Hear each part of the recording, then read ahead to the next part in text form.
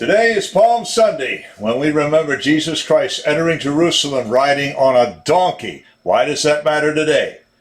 Good afternoon, ladies and gentlemen. This is another Declaration of Truth from your host, Terry A. Hurlbut. In this video, we're going to look at why Palm Sunday matters to everyone and the great favor Jesus Christ did for everybody that we will remember all week long, beginning on this day. And what was that favor? To go to his death, not for anything he did, but for what we did. And bear with me, because I'm going to prove the truth of Jesus Christ and his ministry to a mathematical certainty. First, I want to shout out to the sponsor of this channel, which is Conservative News and Views, link in the description. And be sure to check out the awesome CNAV Store. Scroll down to the bottom for that link. Lots of good merchandise there.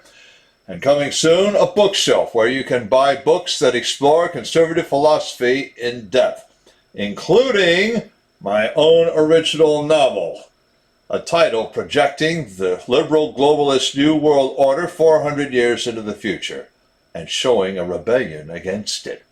Look for Matthew's Run, released last week in ebook and paperback form. No, that's not Saint Matthew. He worked in the past. My story is about the future, just to show you that hope springs eternal. All right, everybody, draw near. You probably won't hear this kind of sermon because most pastors will tell you just to take his word for it. Today, I want to show you why his word is gold. Palm Sunday takes its name from the palms that the crowd in Jerusalem strewed before the donkey that Jesus rode into the city.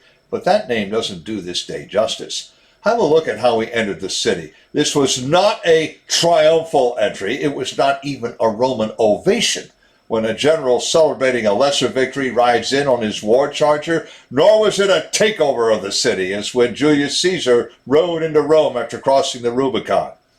A donkey is one of the most humble animals in the ancient world. It is a beast of burden, not of war, and certainly not of command. So by riding in on a donkey, Jesus was humbling himself, emphasizing his service role. In fact, he once telling said, "I did not come here to be waited on, but to wait on you."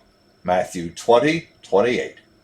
And he was about to wait on us in the most personal and expensive way he ever could have. In fact, he was coming to Jerusalem to die, and he knew it. That's how much he loved us all, as his Father did. But I already hear many of you ask, was this even real? How can we know? After all, some say Jesus entered Jerusalem as he did only because someone else had written hundreds of years ago that he would do it this way. But that does now tell more than a fraction of the story. For that, let's ask Dr. Peter Stoner, a former professor at Westmont College. He examined only 8 of the many prophecies about Jesus Christ, including the Palm Sunday prophecy. From this, he worked out the resultant probability that Jesus would have fulfilled all 8. Then, to make sure, he asked 600 students in 12 classes to check his work.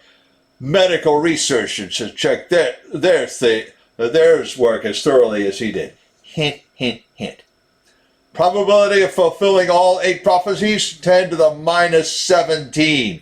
That's the numeral 1, 17 decimal places to the right. Make that 1 in 100 quadrillion. But Dr. Stoner didn't stop there. He then crunched the numbers for 48 prophecies. Probability of fulfilling all 48, 10 to the minus 157. Now you have to draw a decimal point, add 156 zeros, then add a numeral 1. In case you're wondering, that's 1 in 10,000 quinquagintillion. But who's that counts that high? Physicists count that high. They count 10 to the 80 electrons in all the universe. Now square that and divide by 1,000. That's 10,000 quinquagintillion. Bottom line, he wasn't cheating. Staging the Palm Sunday event is only one cheat Jesus would have had to make, if you want to call him fake. Then we had the little matter of arranging to go to the most humiliating and painful executions anyone has ever devised and come out alive 3 days later. For all those reasons, we can, indeed must, accept Jesus as real, and Palm Sunday is the real deal. It also means we have to take the rest of the Bible as the real deal. Now that has implications beyond the main event, like for the first event. But today begins the main event, and that's more important than any other. Why? Because it gives us hope. God gave us certain laws to obey. He knew we were going to screw up, so he sent his son to atone for the screwing up. Now that's something to give thanks for. Links in the description to the article, to a description of Peter Stoner's number crunching, and to conservative news and views. I have another link to the awesome online store, as I mentioned.